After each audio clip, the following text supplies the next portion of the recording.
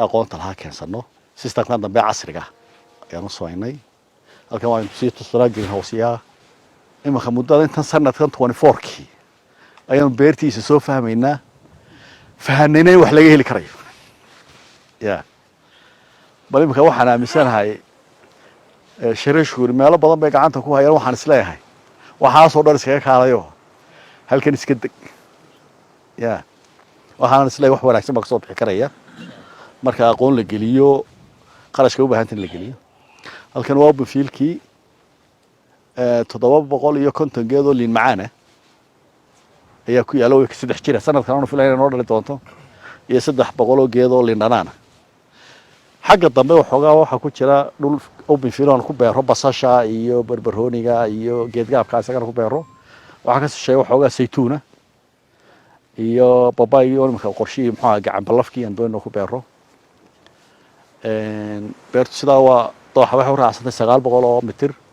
150 marka noo xidhan iyo 500 inta kale geela noo daaqa laakiin iyadana insha Allah waxaan doonayaa inaan sii kordhino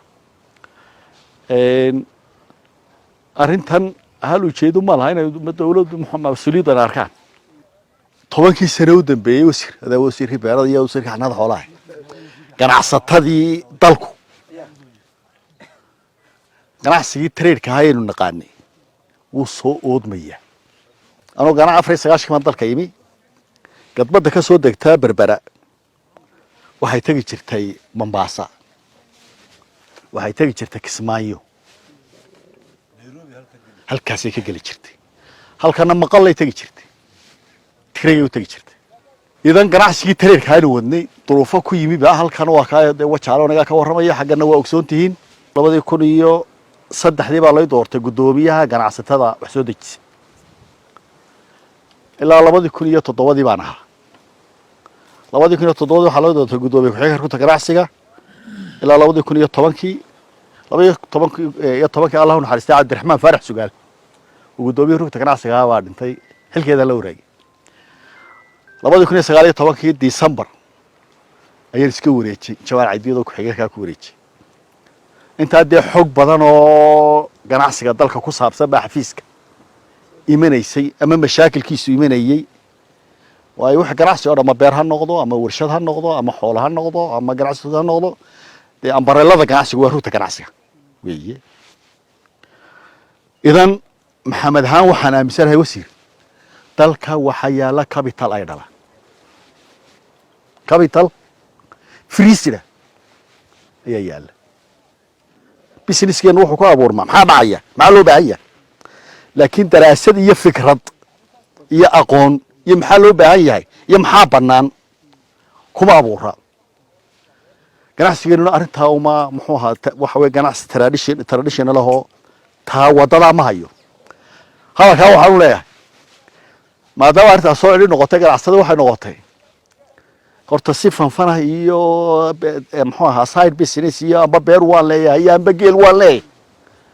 Hargeysa gaarkeeda waxa ah ilaa 500 oo xiro oo xoolo ku jira geel ku jiro badankooda looma sabaysan business iyo income inuu qofka ka soo galo maxaan u jeedaa dadkii wax geeyay waxaanu leenahay oo kaliya ee halka petrol inoogu jira waa xoolaha hadda xoolo kuweynoo kaliya maaha xoolaha Soomaaliyeed oo dhami wax ilaahay inoo sameeyay darteed waxa ku qasbay halka yimaadaan ku qasbay imika la isku dayay loo dhul jiifeeyay laakiin isma hortaagi karaan waxaad joogtaa godan idan arrimaha caynkaas imika ganacsatada ay galeen dadkii xoolaha baa markay abaar dhacdo imika halkan geelan asoo aragtayna waa weyn ansi de wuxuu dhulka wax ka cunaa kuma neexina waxaan siiyaa raashin waana ka faa'iida halkan imika 500 iyo 770,000 baa iga jira waana ku caloodka inaan inta ilayga kala sii geliyo waayo 6dii bilowda sanadkan u dambeeyay waxaan arkay meeshaas ay ahaan jirtay iyo say noqday iyo waxa ka soo baxaya iyo geedkii maalintan ku bilaabay geedkii tabanada ahaa ee aan ka goostay halka kiilo oo waxa arkay 5 kiilo gaaray markaan nafaqeeyay iyo 6 kiilo ba gaadhay ay ka go'ayaan marka aqoon iyo farsamo inay iga dhinayd idan waxaan odhan lahaa halkan risaalada ka gudbinaya waxa weeyaan nimanka ganacsatada ee beerihii iyo xoolihii ku noqday dawladda waxa looga baahan yahay inay dhiiri geliso ku celiso ku adkayso